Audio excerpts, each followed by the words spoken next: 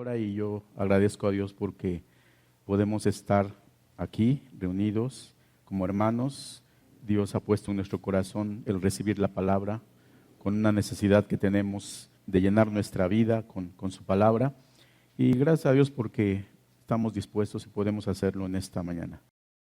Bien, yo le pido que vaya por favor al Evangelio que escribe Mateo, capítulo número 5. Vamos a leer del versículo 21 al versículo 26. Bueno, está en la pantalla y si tiene usted su Biblia, pues puede seguir la lectura ahí.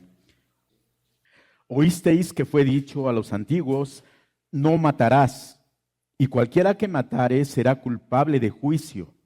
Pero yo os digo que cualquiera que se enoje contra su hermano será culpable de juicio, y cualquiera que diga necio a su hermano será culpable ante el concilio, y cualquiera que le diga fatuo quedará expuesto al infierno de fuego.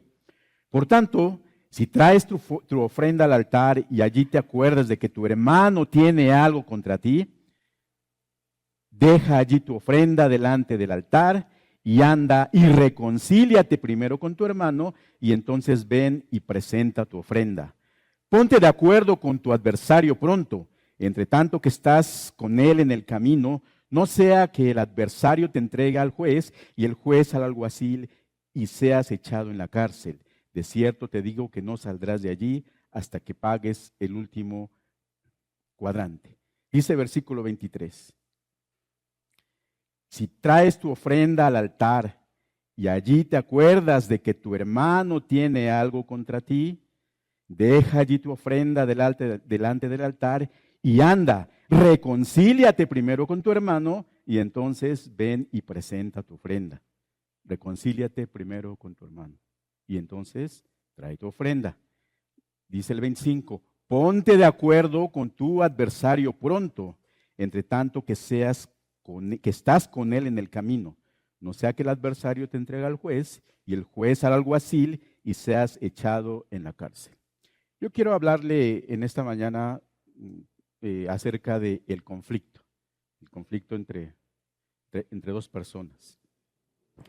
Yo le puse a esta predicación del conflicto a la reconciliación, del conflicto a la reconciliación. Y lo que acabamos de leer nos habla muy claro acerca de dos personas, de una persona que tiene un adversario, que los dos vienen a la iglesia, pero dice, si vienes y alabas a Dios, si vienes y das tu ofrenda, si vienes y sirves en los alimentos, si vienes y sirves con recepción, si vienes y das clase a los niños, pero te acuerdas que hay alguien por ahí que tiene algo contra ti, dice, ve y ponte de acuerdo con él.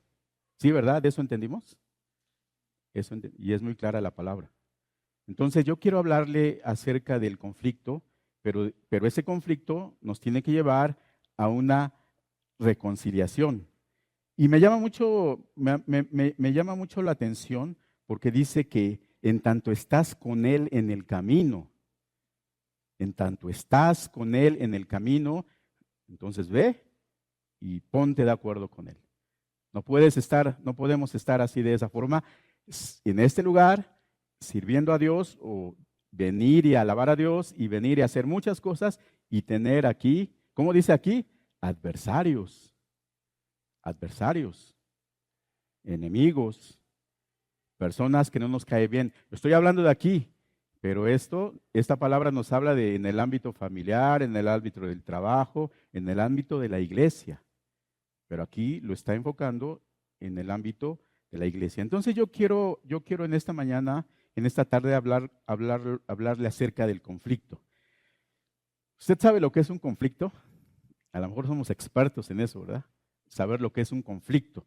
Un conflicto es una situación que tenemos de desacuerdo con otra persona, una situación de confrontación con otra persona, una situación de pelea con otra persona, donde cada uno defiende sus intereses, sus pensamientos, sus valores y normalmente se encuentran, o sea, son contrarios. Y entonces viene eso y entonces eso hace que haya un conflicto.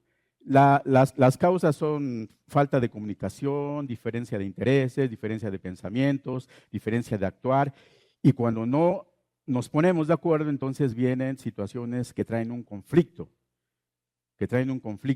Entonces, este choque, estas situaciones vienen y cuando traen un conflicto y ese conflicto, como dice lo que acabamos de leer, no hay un acuerdo, no hay un hablar, no hay un pedir perdón, no sé lo que pueda haber, entonces eso escala y escala y escala y como una bola de nieve se hace más grande y algo que tal vez era muy pequeñito se va haciendo grande a las semanas, a los meses, a los años y se va haciendo grande, grande, grande, grande, grande y ya no nos podemos ni ver. Ya no podemos ni vernos porque entonces eso ha escalado tanto que yo ya tengo mi orgullo y yo por qué voy a ir a pedir perdón, yo por qué me tengo que presentar con otra persona, porque esto ya escaló a situaciones impensables. Bueno, esto yo se lo platico, yo no creo que usted lo haya vivido, ¿verdad? Entonces yo me imagino que, y así como dice la palabra, ¿no? Bueno, yo le tengo, tal vez son malas noticias. Esto de los conflictos es muy natural en los seres humanos. Todos tenemos conflictos. Todos llegamos a tener conflictos. Con un hermano de sangre, un hermano carnal en mi familia, con un tío, con los padres, con los sobrinos, no sé, en la familia. Tenemos conflictos. Con un compañero de trabajo, piensa en sus compañeros de trabajo. Tenemos conflictos ahí. Siempre va a haber alguien con el que tengamos conflicto. Con el esposo, con la esposa, pues ahí se da más, yo creo, ¿no? El conflicto. Con un hermano en la fe, hay conflictos. Por situaciones, por circunstancias, siempre vienen situaciones de conflicto dentro de la iglesia. Entonces, dentro de la familia, dentro del trabajo, dentro en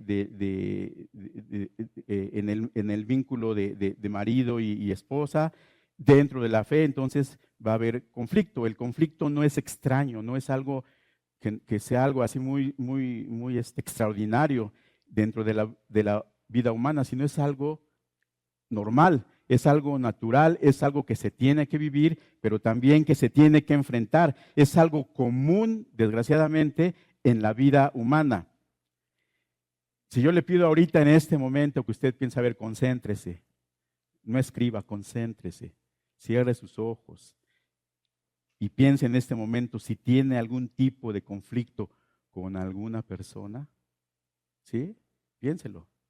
¿Hay algún conflicto en cualquier área de las que hemos mencionado? ¿Usted tiene conflicto con alguna persona en cualquier área de las que nosotros hemos nombrado en esta mañana? Piénselo. Seguramente lo tiene. Sí lo tiene, porque es algo natural, es algo normal, es algo inherente a mi naturaleza. Y entonces no es algo de lo que tengamos que avergonzarnos, tener un conflicto. Lo que sí es que no puede ese conflicto dominar mi vida, dominar la forma en que me conduzco, dominar la forma en la cual yo estoy viviendo en las áreas en las cuales nosotros nos hemos mencionado y nos movemos. Y en esta tarde vamos a estudiar la vida de dos hermanos que vivieron esta situación y que nos muestra la palabra claramente cómo se va desarrollando esto que estamos nosotros viendo. Vamos a estudiar la vida de Esaú y de Jacob. Usted sabe la historia, ¿verdad? Esaú y Jacob. ¿Hijos de quién? ¿De quién? ¿De quién eran hijos Esaú y Jacob? Sí, de Isaac. ¿Quién era Isaac? Okay. Como que sí nos agarramos fríos, ¿verdad? Pero está bien. Entonces eran dos personas muy importantes. Y Dios nos deja este relato en la palabra para que aprendamos muchas cosas de su vida y una de ellas es esta. Cómo yo quiero ver en sus vidas tres cosas. Cómo nace el conflicto, cómo se desarrolla o cómo se agrava el conflicto y cómo por la gracia de Dios termina este conflicto. Son tres situaciones muy sencillas que nos enseña este relato de estos dos hombres. Y hoy veremos estas tres etapas del conflicto entre estos dos hermanos. Y vamos a ver una enseñanza práctica y una aplicación que va a servir a nuestra vida para que nosotros podamos manejar como base en la Escritura este tipo de situaciones que vienen a nosotros. Porque yo le acabo de preguntar y pues todos quedamos de acuerdo en que tenemos conflictos en nuestra vida. Aquí, en nuestro trabajo, en mi familia, hay conflicto. Eso no es malo, no es extraordinario. Lo negativo sería que nosotros todo el tiempo estemos viviendo en esa situación. Que no salgamos, que lo dejemos crecer y crecer y crecer y crecer hasta que venga a mi vida y sea algo así que me atormente, algo que venga e impacte negativamente la forma en que yo vivo. Entonces vamos a ver el punto número 1, cómo es el inicio del conflicto. Vaya por favor a Génesis capítulo número 25.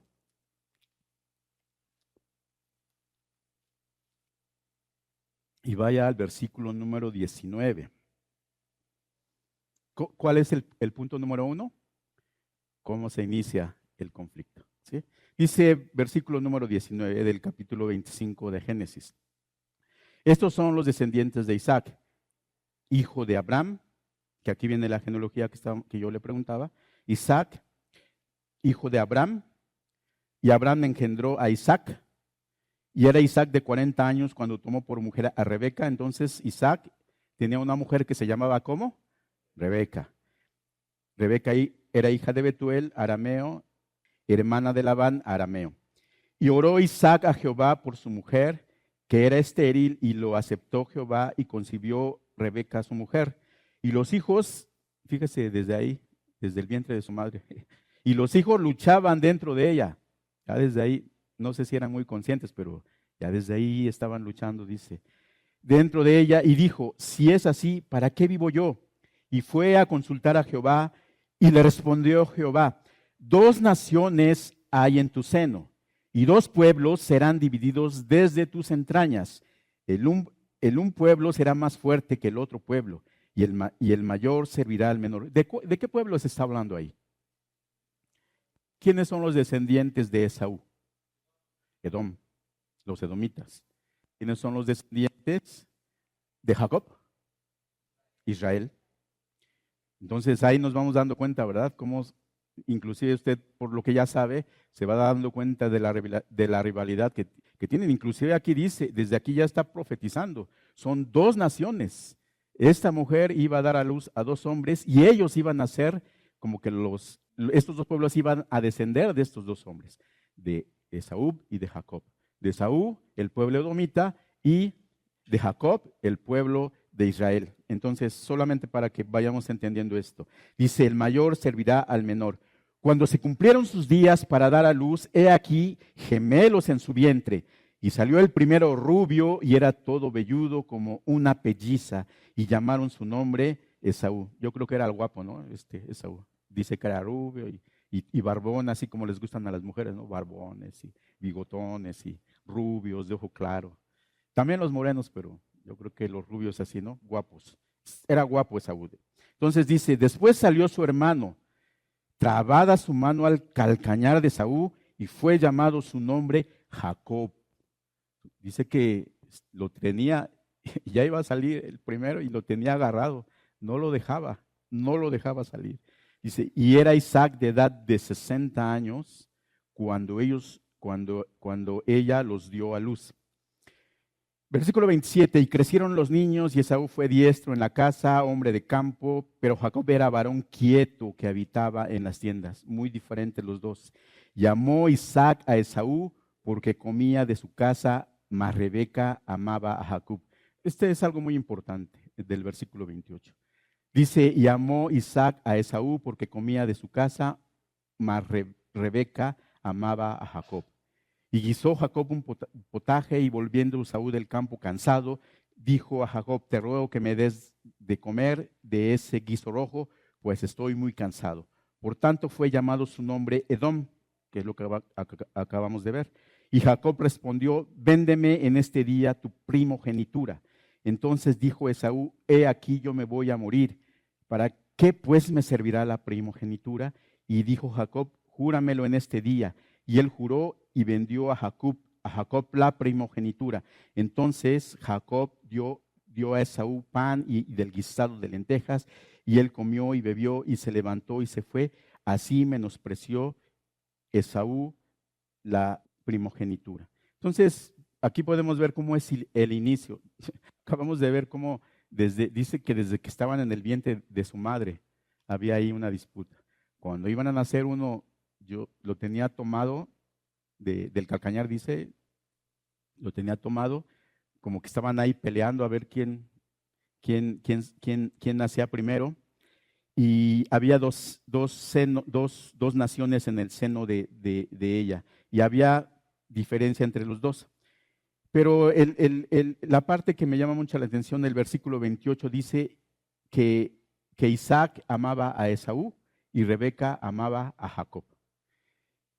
Y esa parte familiar, no sé si usted la vivió o la ha visto o se ha enterado cuando alguien tiene preferencia por un hijo. Cuando alguno de los padres prefiere a un hijo por sobre otro, aunque no lo digamos, pero nuestras acciones, o sea, nos delatan de que hay preferencia por alguno.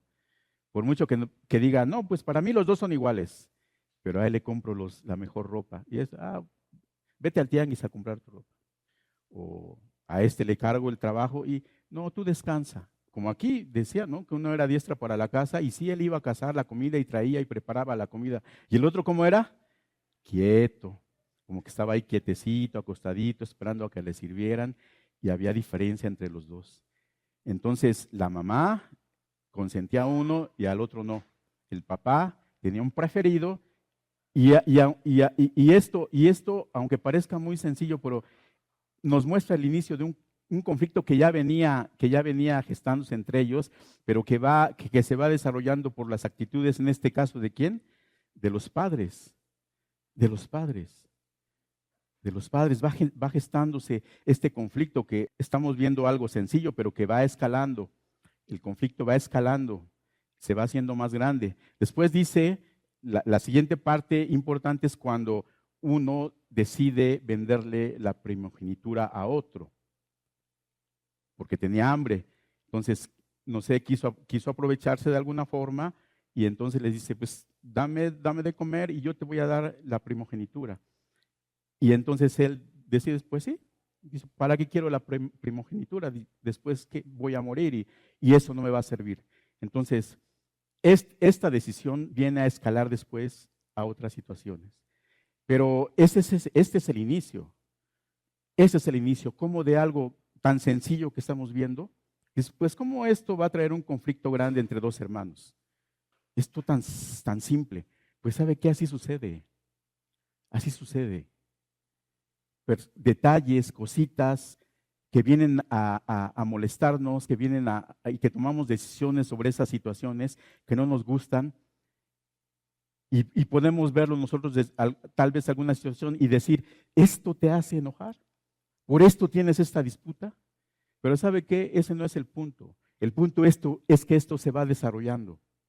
Esto se va desarrollando y como yo le decía hace un momento, va creciendo. Va creciendo. Y va a llegar un momento en que ese conflicto tan pequeñito, tan insignificante, se va a desarrollar hasta hacerse un conflicto demasiado grande. Tan grande que después es difícil detenerlo, después es difícil pararlo. ¿Por qué? Porque muchas veces ya no solamente depende de una decisión, sino depende de muchas situaciones, el poder parar un conflicto. Entonces acabamos de ver cómo es el inicio. Tal vez usted puede decir o podemos ver, pues muy sencillo, ¿no? Muy tranquilo, o sea, venían ellos desarrollándose, bueno, eran consentidos cada uno, pero pues cada uno tenía su parte, pues vendió lo que no le interesaba, había un desprecio, preferencias de los padres, desprecio de lo sagrado, ambición, engaño, vemos lo que se va moviendo. Un conflicto no comienza de la nada. Un conflicto comienza con pequeñas cosas. Un conflicto comienza con cosas tal vez insignificantes a nuestra manera de ver, pero este es el comienzo solamente. Un conflicto, como aquí lo acabamos de ver, nació de preferencias, nació de situaciones egoístas, nació de oportunidades que querían aprovechar uno de otro, etcétera, de algo muy pequeño. Pero ese es el inicio de un desarrollo que va a escalar mucho más, como lo vamos a ver, a cosas mucho más grandes. Vamos a ver el punto número 2, ¿cómo es el desarrollo del conflicto? Vaya a Génesis 27 más adelante. Años después, cuando Isaac ya era grande, viejo, dice aquí la palabra que era ciego, casi ciego, llegó el momento de impartir la bendición al primogénito. Rebeca y Jacob, o sea, la mamá con el consentido, conspiran para que conspiran y Jacob se disfraza de Esaú, engaña a su padre y roba la bendición. ¿Recuerda lo que pasó anteriormente?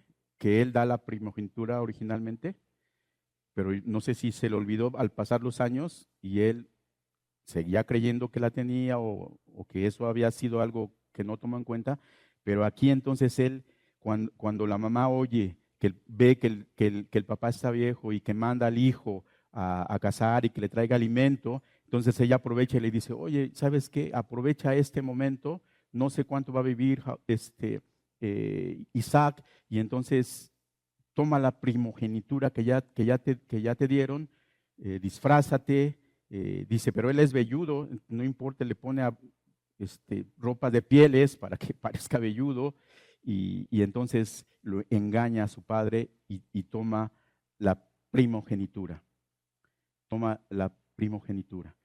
Obviamente se dieron cuenta y nosotros vemos en esta escritura cuál es la reacción de Esaú cuando se da cuenta que su hermano ha recibido la bendición de parte de su padre que le correspondía a él, pero que él ya había dado por un plato de lentejas. ¿Sabe que la bendición de la primogenitura era algo muy importante en ese tiempo? Era algo que marcaba la vida posterior del primogénito y era un acto muy solemne, muy importante que el padre diera la bendición o bendijera la vida del primogénito. Era algo que tal vez nosotros no tenemos la conciencia de lo que significa, pero que era algo muy importante para ellos recibir la bendición. Y entonces Esaú se da cuenta de eso, dice, vaya al versículo 34 del capítulo 27, vamos desde el 32, dice, entonces Isaac su padre le dijo, ¿quién eres tú? Y él le dijo, yo soy tu primogénito, Esaú. Y se estremeció Isaac grandemente y dijo, ¿quién es el que vino aquí, que trajo casa y me dio y comí de todo antes de que tú vinieses? Y yo le bendije y será bendito. Ya había ido su hermano a recibir la bendición y entonces Esaú está cuestionando a su padre. Cuando Esaú oyó las palabras de su padre, clamó con una muy grande y muy amarga exclamación y le dijo, bendíceme también a mí, padre mío. Y él dijo, vino tu hermano con engaño y tomó tu bendición. Y Esaú respondió, bien llamaron su nombre Jacob, pues ya me ha suplantado 2 veces, se apoderó de mi primogenitura y he aquí ahora ha tomado mi bendición. Y dijo, ¿no has guardado bendición para mí? Isaac respondió y dijo a Esaú, he aquí yo le he puesto por señor tuyo. Eso es lo que significaba recibir la bendición y la primogenitura. Dice, yo le he puesto por señor tuyo y le he dado por siervos a todos tus hermanos. De trigo y de vino le he provisto. ¿Qué pues te haré a ti ahora, hijo mío? Y Esaú respondió a su padre, ¿no tienes más que una sola bendición, padre mío? Bendíceme a mí también, a mí, padre mío. Y alzó Esaú su voz y lloró. Entonces Isaac, su padre, habló y le dijo, he aquí será tu habitación en grosuras de la tierra y el rocío de los cielos arriba, y por tu espada vivirás y a tu hermano servirás. Y sucederá que cuando te fortalezcas, que descargarás su yugo sobre tu cerviz. Y aconteció Esaú, y aborreció Esaú a Jacob por la bendición con que su padre le había bendecido, y dijo en su corazón, llegarán los días de luto de mi padre, y yo mataré a mi hermano Jacob. Y ve hasta dónde ha escalado esta parte. En algo que se va desarrollando, se va desarrollando.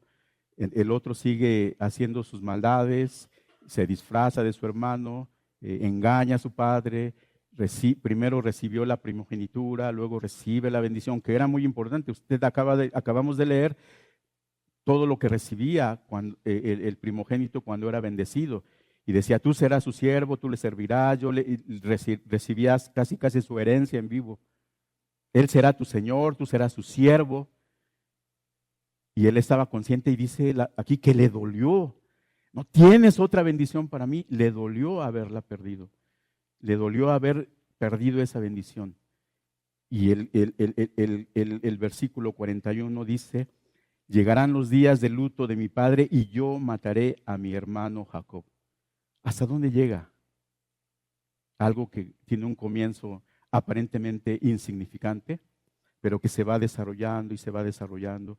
Y no hay quien ponga un alto y se va desarrollando. Y no hay quien se presente y enfrente estas situaciones y se va desarrollando y se va desarrollando. Y llega esta parte donde toda esa tensión viene a culminar con que uno lo aborrece y quiere matarlo. A su hermano. Quiere matar a su hermano.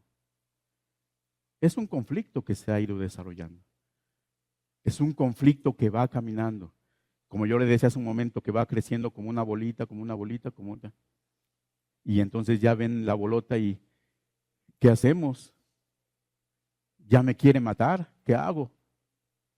Ya todo lo que hice tiene unas consecuencias. Ese enfrentamiento ahora tiene un fruto muy grave. La pelea, una pelea muy fuerte, ya no es nada más de que, ay, el plato, ay, me engañó. Ahora hay un enfrentamiento donde uno quiere matar al otro. ¿Hasta dónde ha escalado este conflicto? ¿Hasta dónde ha escalado este conflicto? Hasta un enfrentamiento que tiene, que puede ser con un final mortal. Entonces, nosotros acabamos de ver cómo se va desarrollando, cómo este conflicto viene y se implanta en el corazón de Saúl. Cómo Jacob, a raíz de esto, tiene que huir. Él no se va a quedar ahí, sino la consecuencia, pues ya no pueden estar juntos. Este me quiere matar, me quiere hacer daño. Tiene que irse de ahí, tiene que huir. Porque si no, este lo va a matar. Cuando huye, tiene que cambiar de lugar de residencia, tiene que dejar muchas cosas de su vida normal. ¿Por qué? Porque el conflicto ya vino a trastocar toda su vida normal y entonces él tiene que huir.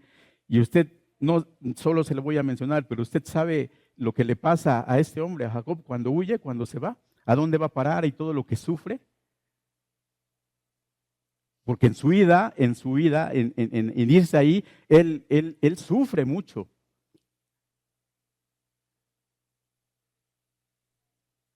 No solamente es decir, pues ya me voy y pues me alejo de él. No, él sufrió las consecuencias. Cuando aquí dice que huye, él sufre las consecuencias y paga las consecuencias. Pero ahí Dios tiene un trato con este hombre. Pero en su vida, en el alejarse de él, sufre muchas situaciones que no son muy agradables para su vida. Vive 20 años lejos. Y se va, era su tío, ¿verdad? Labán, hermano de su mamá. Se va y se arrima ahí con él, yo digo. Se va a vivir ahí con este hombre. Y ahí él recibe muchas cosas de este hombre también, es engañado, recibe muchas cosas que no son muy agradables también. Como resultado de que él tuvo que salir huyendo. 20 años de un conflicto que no se resolvió, de un conflicto que se pospuso, que no se confrontó, que no se enfrentó, que se dejó crecer y entonces cada uno va a tomar un camino diferente. Hay acciones que se tienen que tomar porque el conflicto ya llega un momento en que no se puede enfrentar, sino solamente de alguna forma que vamos a ver más adelante. Esaú que implantó en su corazón Esaú resentimiento, odio, amargura, deseo de venganza, todo eso de algo pequeñito, de algo pequeñito, de algo tal vez insignificante.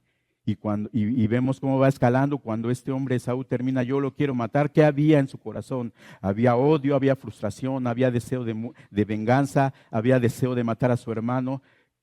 Escaló a situaciones impensables.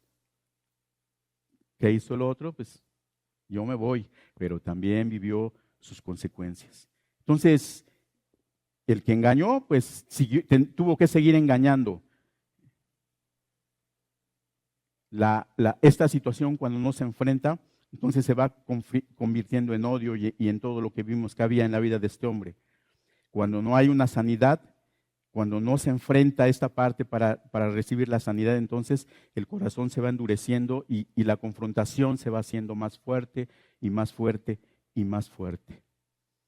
Estamos viendo una historia, ¿verdad? No sé si alguno hemos vivido esas situaciones de conflictos. Y cómo va creciendo. Como yo les decía al principio, el conflicto es algo normal en nuestra vida. Tiene que ser algo normal por nuestra naturaleza, por cómo somos. Lo que no es normal es lo que está sucediendo aquí, que se deje crecer y que se deje crecer y que se deje crecer, porque va a llegar hasta situaciones muy difíciles, hasta situaciones extremas, que después es difícil pararlas.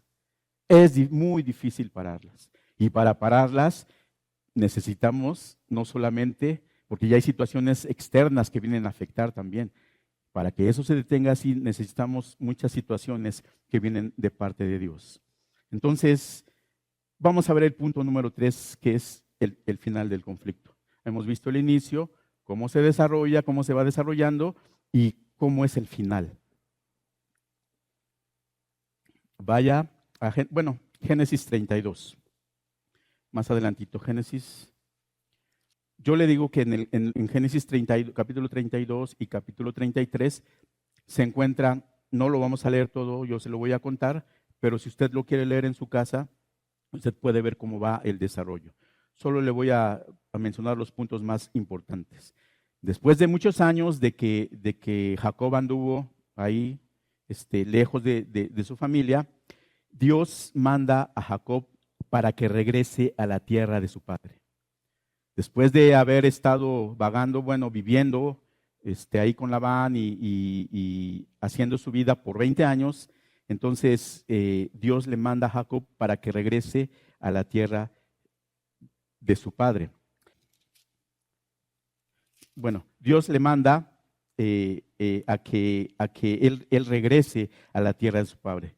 Cuando él recibe esta palabra de Dios, entonces pues dice, ¿cómo voy a regresar? Él todavía sabía lo que había hecho y tenía miedo. O sea, él tenía temor todavía de su hermano. Y Dios viene y le dice, tienes que hacer esto. Y esta es la parte importante. Porque de parte de Dios regresa allá a donde vive tu padre. ¿Y a quién se va a encontrar ahí donde vive su padre? Pues a su hermano. Entonces, pues tiene temor, tiene miedo. Él sabía lo que había hecho, cómo había actuado, y entonces él tenía miedo, pero él obedece. Él obedece a Dios. ¿Sabe qué es cuando yo le digo que cuando entonces tiene que intervenir Dios para poder poner remedio a esta situación? O sea, uno no basta con que yo diga, yo quiero ponerme en paz, yo quiero reconciliarme, yo quiero estar bien, no sé, yo quiero terminar con este conflicto.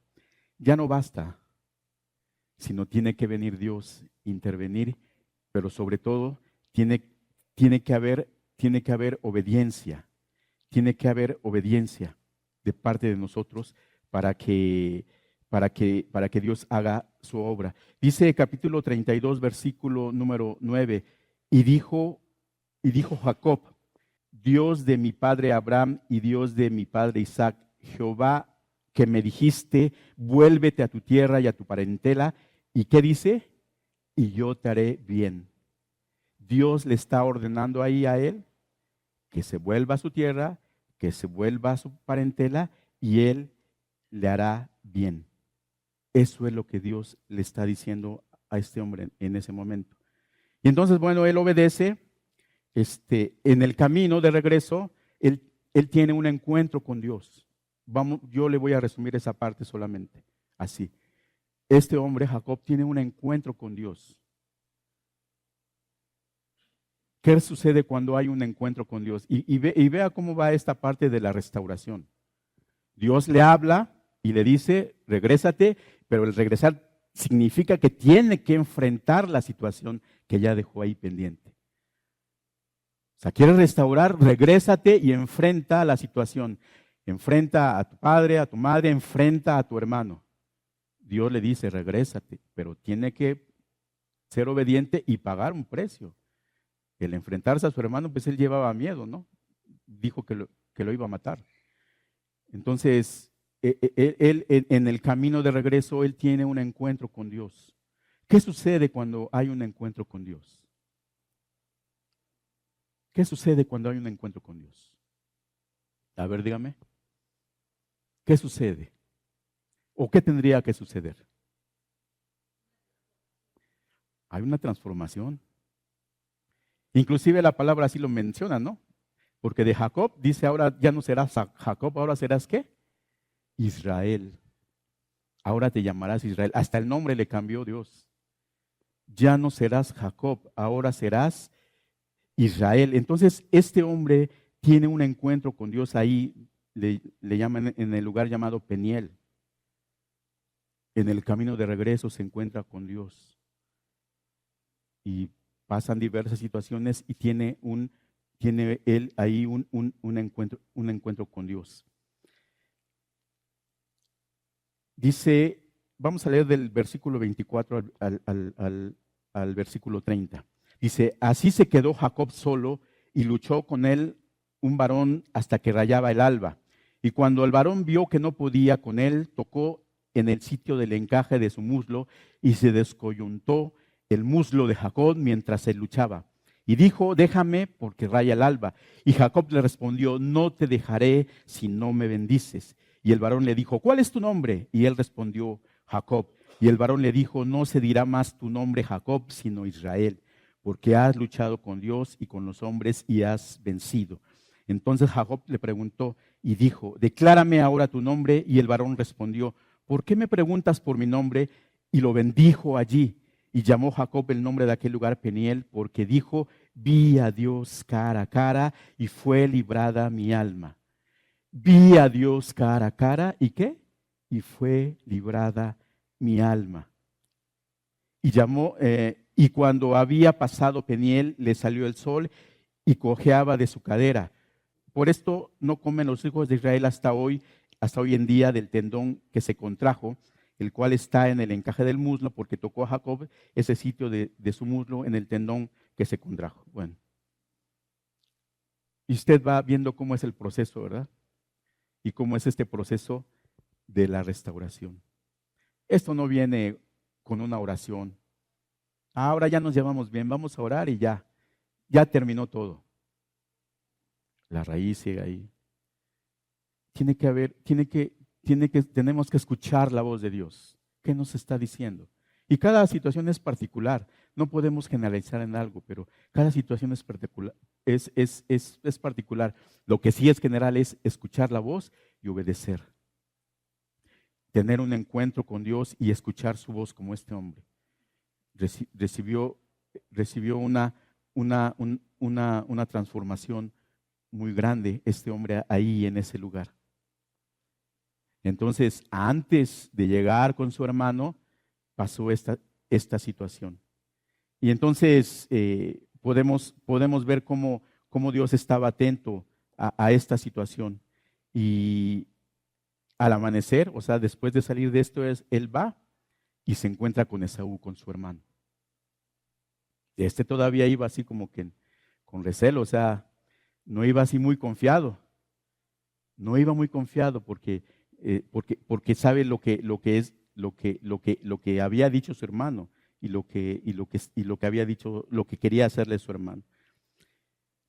Dice los primeros versículos del capítulo 33. Alzando Jacob sus ojos, miró, y he aquí venía Esaú. Y venía con 400 hombres con él. ¿Qué pensaría cuando los vio, no? Venía con un ejército, este me va a matar. Él venía con su familia. Dice, entonces repartió él los niños entre Lea y Raquel y las dos siervas. Él venía con su familia. Y puso las siervas y sus niños delante, luego a Lea y a sus niños, y a Raquel y a José los últimos. Y él pasó delante de ellos, ¿y qué dice? Se inclinó a tierra 7 veces hasta que llegó a su hermano. ¿Qué significa que él se inclinó ante su hermano? ¿Qué puede ver en la vida de este hombre, de Jacob? Humildad, ¿no? Humildad. Como que ganas de resolver esto. Él ya venía de una situación de estar con Dios, de recibir de parte de Dios, de recibir la revelación de Dios, de ser transformado. Él venía de esto.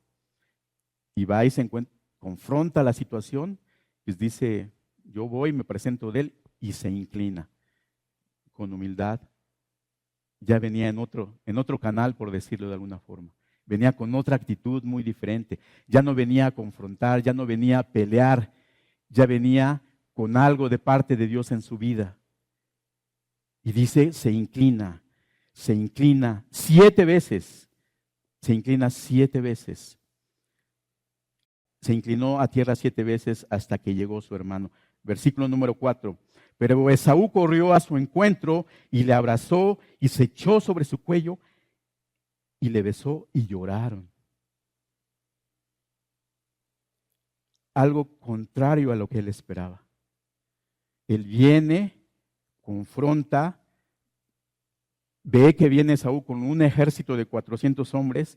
Yo creo que él pensó lo peor y pensó que en el pensamiento de su hermano aún todavía estaba ese deseo de matarlo, ese deseo de venganza. Y sin embargo dice, Esaú corrió a su encuentro y lo abrazó y se echó sobre su cuello y le besó y lloraron los dos. Y alzó sus ojos y vio a las mujeres y a los niños y dijo, ¿quiénes son estos? Y respondió, son los niños que Dios ha dado a tu siervo. Luego vinieron las siervas, ellas y los niños, y se inclinaron. Y vino Lea con sus niños y se inclinaron, y después llegó José y Raquel y también se inclinaron. Y Esaú dijo, ¿qué te propones con todos estos grupos que he encontrado? Y Jacob respondió, el hallar gracia en los ojos de mi Señor. Y dijo Esaú, suficiente tengo yo, hermano mío, sea para ti tuyo, para ti lo que es tuyo. Y dijo Jacob, no, yo te ruego, si he hallado ahora gracia en tus ojos, acepta mi presente, porque he visto tu rostro como si hubiera visto el rostro de Dios, pues que con tanto favor me has recibido. ¿Qué vio en su hermano? Dice como si hubiera visto el rostro de Dios. ¿Qué pasó en Esaú? ¿Por qué llega con una actitud diferente? Vimos lo que pasó con Jacob, todo el proceso y lo que recibió de parte de Dios. Pero de Esaú solamente menciona esto, que vino y lo recibió. Y esta parte que dice me llama la atención. Acepta mi presente porque he visto tu rostro como si hubiera visto el rostro de Dios, porque con tanto favor me has recibido. Como si hubiera visto el rostro de Dios. Había sucedido algo en la vida de este hombre también. No sé qué pasó. Bueno, sí sé qué pasó. Dios tenía el control de toda esa situación.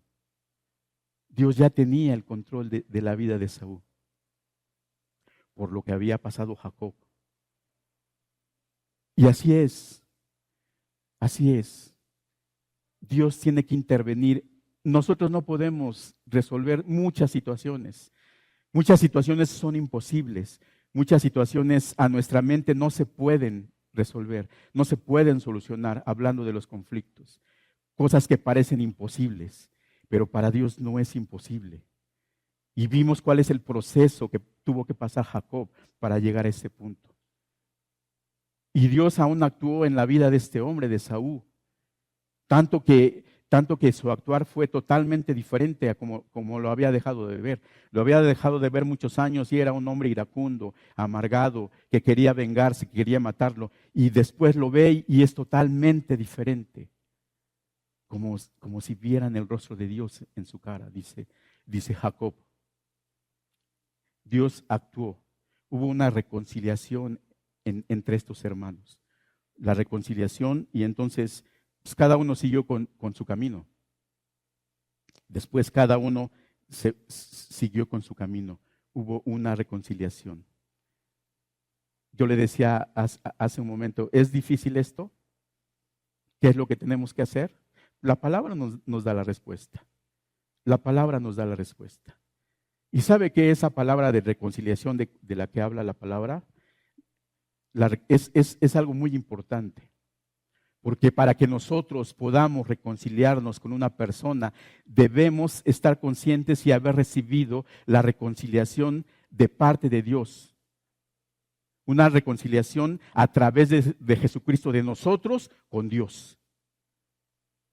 Cuando nosotros sabemos lo que es reconciliarse, que Dios se reconcilió con nosotros a través de la muerte de Jesucristo, que no merecíamos, porque somos pecadores, no merecíamos la muerte, pero Dios en su amor y en su misericordia se reconcilia con nosotros no importando lo que somos, sino manda a su Hijo a morir y paga ese precio tan grande para que pueda haber una reconciliación tan grande. Cuando nosotros hemos recibido esa reconciliación, entonces somos conscientes de lo que significa eso y nosotros no podemos cuestionar el poder reconciliarnos con otra persona. No podemos decir no lo merece, no podemos decir es un pecador, no podemos decir ha hecho mucho mal. ¿Por qué? Porque yo entiendo que la reconciliación es la base. Esa reconciliación que yo recibí de Dios a mi vida es la base para que yo pueda dar ese paso. Reconciliación. ¿Se me hace difícil?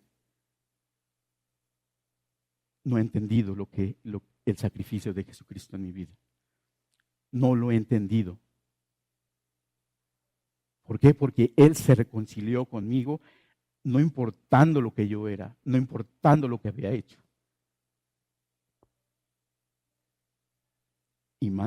Y fue a morir a la cruz su Hijo para que esto pudiera llegarse a realizar, la reconciliación.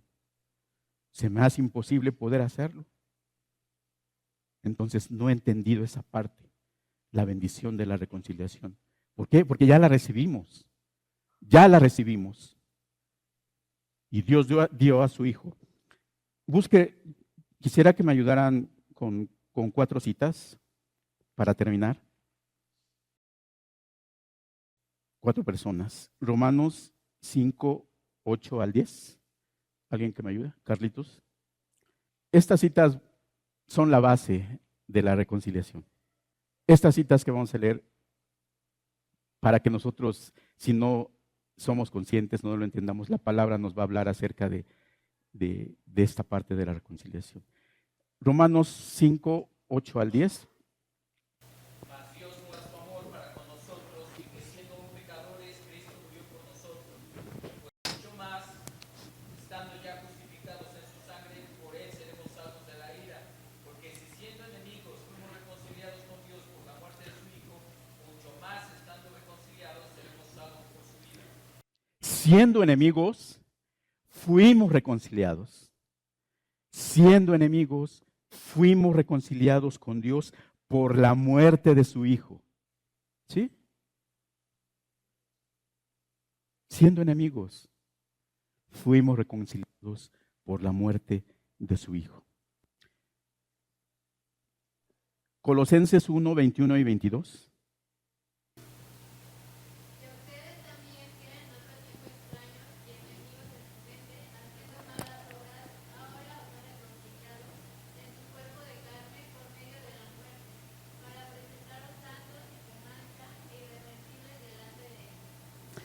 nos reconcilió consigo mismo por Cristo. Nos reconcilió. Y dice, y todo esto proviene de Dios. Todo esto proviene de Dios. No es algo inherente a mí, no es algo que yo haga, no es mi esfuerzo, es algo inherente a Dios, la reconciliación. Efesios 4:32. Antes sed benignos unos con otros, misericordiosos, perdonándoos unos a otros, como Dios también nos perdonó a vosotros en Cristo. Ahora esa reconciliación la aplicamos, ¿no? Dice, antes sed benignos unos con otros, misericordiosos, perdonándonos unos a otros, como Dios a nosotros en Cristo. Así como hemos recibido el perdón, así es como nosotros tenemos que perdonar a las personas. Segunda de Corintios 5, 18 al 20, ¿sí? Proviene de Dios, quien nos reconcilió consigo mismo por Cristo y nos dio el ministerio de la reconciliación, que Dios estaba en Cristo reconciliando consigo al mundo, no tomándoles en cuenta a los hombres sus pecados, y nos encargó a nosotros la palabra de la reconciliación. Así que somos embajadores en nombre de Cristo, como si Dios rogase por medio de nosotros, lo rogamos en nombre de Cristo, reconciliados con Dios. Efesios 2, 14 al 16. Porque Él es nuestra paz, que de ambos pueblos hizo uno, derribando la pared intermedia de separación, aboliendo en su carne las enemistades, la ley de los mandamientos expresados en ordenanzas, para crear en sí mismos de los dos un solo y nuevo hombre, y haciendo la paz. Y el 16 dice, Y mediante la cruz reconciliar con Dios a ambos en un solo cuerpo, matando en ella las enemistades. y mediante la cruz reconciliar con Dios a ambos en un solo cuerpo, matando en ella las enemistades. La reconciliación es una base de la doctrina, de lo que nosotros creemos. Y es un tema muy hermoso, muy bonito. Yo solo le estoy dando citas, no estoy desarrollando un tema de reconciliación. Yo solamente le estoy dando citas bíblicas como base para entender lo que la palabra nos dice acerca de la reconciliación. Que fuimos perdonados no importando lo que somos, no importando nuestros pecados, que estábamos muertos, que nos dio vida eterna a través de la muerte de Jesucristo. Eso es la reconciliación. Pero que a nosotros también la palabra nos llama a reconciliarnos, a perdonar. Pero ¿sabe qué? Con base a esto, entendiendo, por eso yo le decía, tenemos que entender, tiene que estar implantada. El Espíritu Santo nos tiene que revelar esta palabra para que nosotros podamos actuar de esa forma. Para que nosotros podamos dar lo que ya recibimos, hablando de la reconciliación.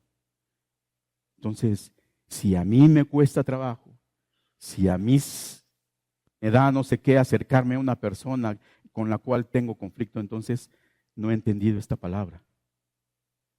No he entendido el sacrificio de Jesucristo. No he entendido todavía el plan de Dios completo en esta parte. Que Él nos reconcilia. Es la obra de Dios y la obra del Espíritu Santo el que nos revele esta palabra y venga a mi vida.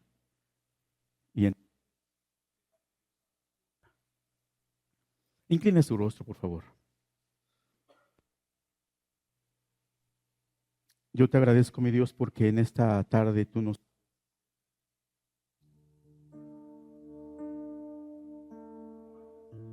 a la reconciliación. Pero esa reconciliación no se queda solamente en el hábito.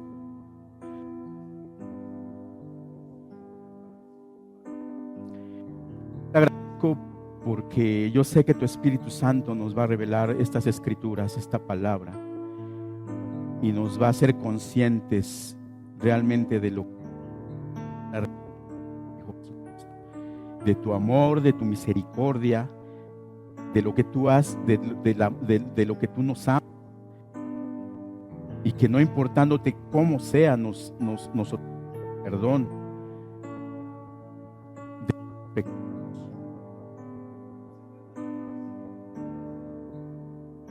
Porque si es por merecimiento, nosotros no lo merecemos. Se trata de ver tu esencia, ver tu carácter. Dios no esperó a que nosotros dejáramos de ser amigos. Tu palabra dice que siendo amigos te reconciliaste con nosotros a través de la muerte de tu Hijo Jesucristo. Y es algo que no esperaste a que nosotros cambiáramos, a que dejáramos de ser pequeños, sino en base tienes con nosotros. Y así es aquí también para nosotros. No esperar que las personas cambien, no esperar a que las situaciones cambien, no esperar las situaciones buenas.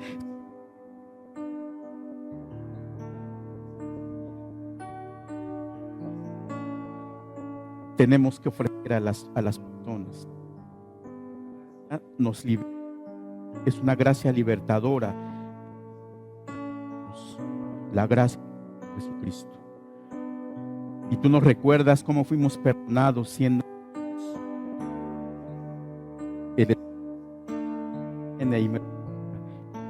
esta palabra. Gracias, Padre, porque la reconciliación no es un esfuerzo simple, algo psicológico, algo moral, sino es algo que fluye en mi vida a través de lo que tú ya hiciste por mí. Porque fuimos reconciliados siendo enemigos y ahora nosotros tenemos implantado el modelo de reconciliación para poderlos ser con quien nos han ofendido o a quien hemos ofendido. Gracias, Padre, porque todo es en base a tu perdón, a tu amor, a tu misericordia.